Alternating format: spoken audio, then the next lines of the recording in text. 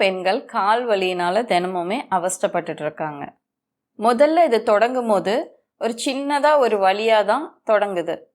ஆனா நாட்கள் போக போக அவங்களுக்கு நிக்கிறதோ இல்ல நடக்கிறதோ பிரச்சனையா ஆகும்போது தான் அந்த பிரச்சனையோட தீவிரத்தை அவங்க தெரிஞ்சுக்கிறாங்க.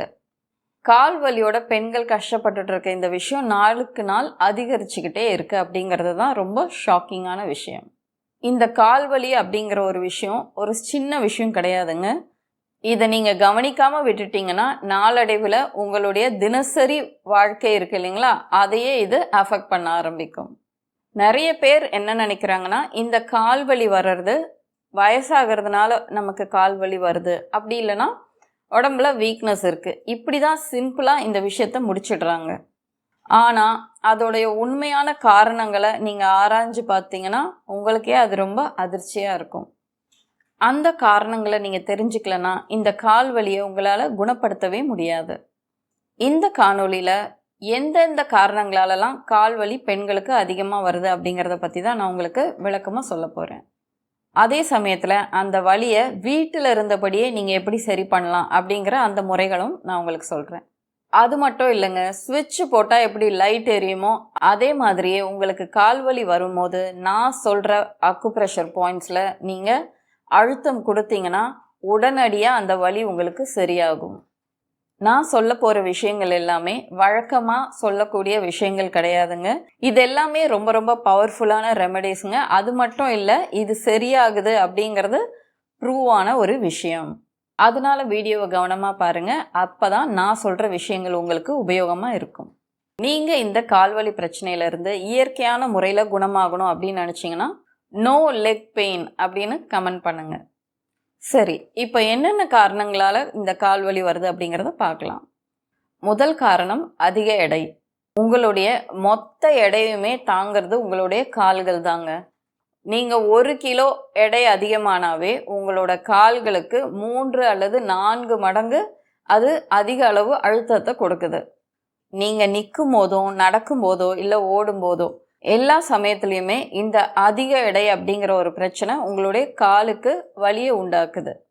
யோசிச்சு பாருங்க, நீங்கள் இப்போ ஒரு 10 கிலோ எடை அதிகரிச்சிட்டிங்கன்னு வச்சுக்கோங்களேன், 30 அல்லது 40 கிலோ எடையை உங்கள் கால்கள் தாங்கினதுக்கு அது சமமாகுது. இதனால தாங்க நிறைய பேருக்கு ஆஸ்டியோபோரோசிஸ், அதுக்கப்புறம் சீக்கிரமாகவே ஆர்த்ரிட்டிஸ் ப்ராப்ளம் எல்லாமே வருது. அடுத்ததாக பார்த்தீங்கன்னா உங்களுடைய ஹார்மோன் அளவுகள் இம்பேலன்ஸாக இருக்கிறது. ஈஸ்ட்ரஜன், ப்ரொஜெஸ்ட்ரான் இந்த ஹார்மோன்ஸ் எல்லாமே இம்பேலன்ஸாக இருக்கும்போது உங்களுக்கு கால்வலி ஏற்படுது. பெண்களுக்கு பொதுவாகவே மாதவிடாய் பிரச்சனை இருக்குங்க. அது கூடவே கர்ப்ப காலத்தையும் அவங்க ஃபேஸ் பண்ண வேண்டியதாக இருக்குது. அது மட்டும் இல்லைங்க, மெனோபாஸ் பிரச்சனையும் அவங்க கடந்து வர வேண்டிய அவசியத்தில் இருக்காங்க. இந்த ஈஸ்ட்ரஜன் மற்றும் ப்ரொஜெஸ்ட்ரான் ஹார்மோன்ஸ் உங்களுடைய இரத்த குழாய்களை நேரடியாகவே பாதிக்குது.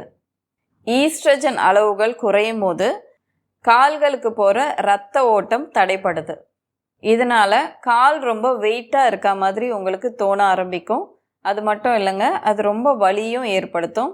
கூடவே நிறைய பேருக்கு வீக்கமும் ஆகுது. அடுத்த காரணம் என்னன்னு பார்த்தீங்கன்னா, இந்திய பெண்களுக்கு பொதுவாகவே இரும்பு சத்து ரொம்ப குறைவாகவே இருக்குது. ஏன்னா பீரியட்ஸ் டைமில் அவங்களுக்கு பிளட் லாஸ் அதிகமாக ஏற்படுது. அதே சமயத்தில் ஊட்டச்சத்து குறைவான உணவுகளை தான் நிறைய பேர் சாப்பிட்றாங்க.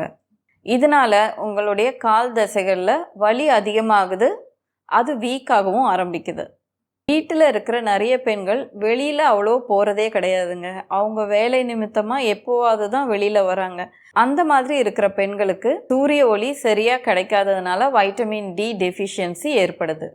இதனால அவங்களுடைய எலும்புகள் எல்லாமே வீக் ஆகுது, வலியும் உண்டாகுது. அடுத்த காரணம் என்னன்னு பார்த்தீங்கன்னா, இரத்த ஓட்டம் குறைவாக இருக்கிறது.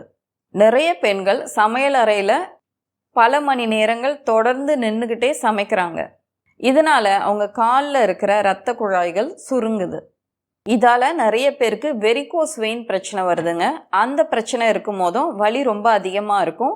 குறிப்பாக சொல்லணும்னு பார்த்தீங்கன்னா தொடைப்பகுதியிலையும் அந்த காஃப் மசில்ஸ் இருக்கு இல்லைங்களா, அந்த இடத்துலையும் தான் நிறைய பேருக்கு இது ஏற்படுது. அடுத்த காரணம் என்னன்னு பார்த்தீங்கன்னா, நரம்புகளுக்கு அதிக அளவில் ப்ரெஷர் கிடைக்கிறது. குழந்தை பிறப்பின் காரணமாகவும் நீண்ட நேரம் முதுக நிமிர்த்தி உட்காராம வளைஞ்சி உட்கார்றதுனாலையும் உங்களுடைய முதுகு தண்டுவடம் பகுதி இருக்கு இல்லைங்களா, அங்கே இருக்கிற நரம்புகளுக்கு அதிக அளவில் அழுத்தம் ஏற்படுது. இதனாலையும் நிறைய பெண்களுக்கு கால்வலி வரும். அடுத்த காரணம் என்னன்னு பார்த்தீங்கன்னா, கார்டிசால் அப்படிங்கிற ஸ்ட்ரெஸ் ஹார்மோன். அவங்க அதிக அளவில் ஸ்ட்ரெஸ் ஆகும்போது இந்த தசைகள் எல்லாமே ரொம்ப இறுக்கமாக மாற ஆரம்பிக்குது. இதனால இரத்த ஓட்டம் தடைப்படுது. இதனால தான் நிறைய பெண்கள் எமோஷ்னலாக ஆனாங்கனாவே அவங்களுக்கு ஏதாவது ஒரு வலி அந்த சமயத்தில் ஏற்படுது. சரி, இப்போ உங்கள் வீட்டில் இருந்தே நீங்கள் இந்த கால்வலி வராமல் தடுக்கிறதுக்கு செய்யக்கூடிய ரெமெடிஸ் எதுவோ அதை நான் சொல்கிறேன். அதுக்கு முன்னாடி சப்ஸ்கிரைப் பண்ணாமல் யாராவது பார்த்துட்டு இருக்கீங்கன்னா நம்ம சேனலுக்கு சப்ஸ்கிரைப் பண்ணிக்கோங்க.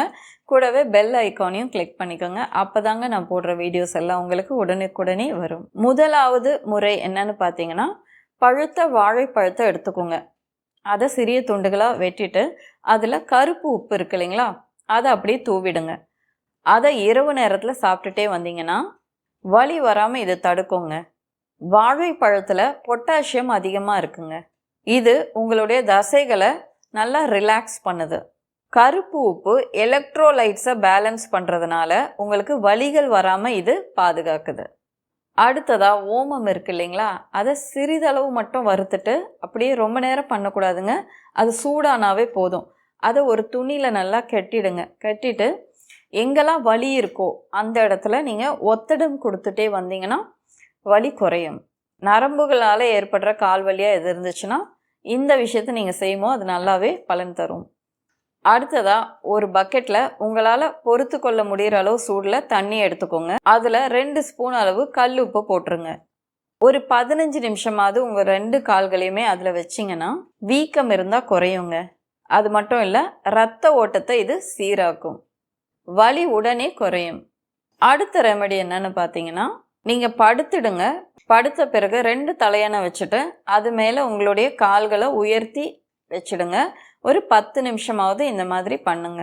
சேரில் உட்காந்துட்டு உங்களுடைய 2 கால் பாதங்களையுமே நீங்கள் ரொட்டேட் பண்ண ஆரம்பிங்க. இந்த மாதிரி நீங்கள் ரொட்டேட் பண்ணும்போது வெரிகோஸ் வெயின்ஸ் வராமல் இது பார்த்துக்கும். அது மட்டும் இல்லைங்க, உடனடியாக ஒரு ரிலாக்ஸேஷன் உங்களுக்கு கிடைக்கும். ஓகேங்க, இப்போது என்னென்ன ரெமெடிஸ் அப்படிங்கிறத பார்த்துட்டோம். அடுத்ததாக நான் சொன்னேன் இல்லைங்களா, ரொம்ப ரொம்ப பவர்ஃபுல்லான ஒரு அக்குப்ரெஷர் பாயிண்ட்டுங்க. இந்த பாயிண்டில் நீங்கள் ப்ரெஷர் கொடுத்தீங்கன்னா உடனடியாக உங்களுக்கு கால்வலி கண்டிப்பாக சரியாகும். இந்த புள்ளி உங்களுடைய காலோட பின்புறத்தில் இருக்குங்க. உங்களுடைய மூட்டு பகுதிக்கு பின்புறத்தில் உங்களுடைய கால் மடிகிற இடம் இருக்குது இல்லைங்களா, அந்த மடிப்பில் இருந்து உங்களுடைய கணுக்காலுக்கு போகிற வழியில் சரியாக பாதி வழியில் அந்த புள்ளி இருக்குது. இந்த பாயிண்டில் நீங்கள் ப்ரெஷர் கொடுக்கணுன்னா நீங்கள் ஒரு சேரில் உட்காந்துருங்க. உங்கள் காலை கொஞ்சம் பெண்ட் பண்ணி வச்சுக்கோங்க. அந்த புள்ளியில் உங்களுடைய கட்டை விரலை யூஸ் பண்ணி ஒரு 2 நிமிஷமாவது ப்ரெஷர் கொடுங்க. ஒரு காலில் ப்ரெஷர் கொடுத்து முடிச்சிட்டிங்கன்னா அடுத்த கால்லையும் அதே இடத்துல 2 நிமிஷம் அளவுக்கு ப்ரெஷர் கொடுங்க. இதை நீங்கள் பண்ண உடனேயே உடனடியாக உங்களுடைய காஃப் மசில்ஸில் இருக்கிற வலி உடனே குறையும். அது மட்டும் இல்லைங்க, இந்த வெரிகோஸ் வெயின் பிரச்சனையால் வர வலி இருக்கு இல்லைங்களா, அந்த வலியும் உடனே குறையும். அது மட்டும் இல்லைங்க, எந்த விதமான கால்வலி உங்களுக்கு இருந்தாலும் சரி, அது அத்தனைக்குமே இந்த புள்ளி ஒரு சிறந்த புள்ளி. வலியை கண்ட்ரோல் பண்ணுறதுக்கான ஸ்விட்ச் மாதிரின்னு நினச்சிக்கோங்களேன். இந்த ஸ்விட்சை நீங்கள் தொட்டிங்கன்னா வலி காணாமல் போகும். அது மட்டும் இல்லைங்க, இடுப்பு வலியாக இருக்காது இருந்துச்சுன்னா அவங்களும் இந்த புள்ளியை உபயோகிக்கலாம். சயாட்டிக்கா பிரச்சனை இருக்கவங்களுக்கும் இந்த புள்ளியை நீங்கள் யூஸ் பண்ணலாம். அதிகமாக பதட்டமாக இருக்கிறவங்களுக்கு இந்த புள்ளியை உபயோகிக்கும் போது அவங்க மைண்டு கொஞ்சம் காம் ஆகும். அன்பான பெண்களே, உங்களுக்கு நான் என்ன சொல்லணும்னு நினைக்கிறேன்னா, கால்வலியை அலட்சியப்படுத்தாதீங்க. கால்வலி நீங்கள் அலட்சியப்படுத்தக்கூடிய ஒரு விஷயம் கிடையாது.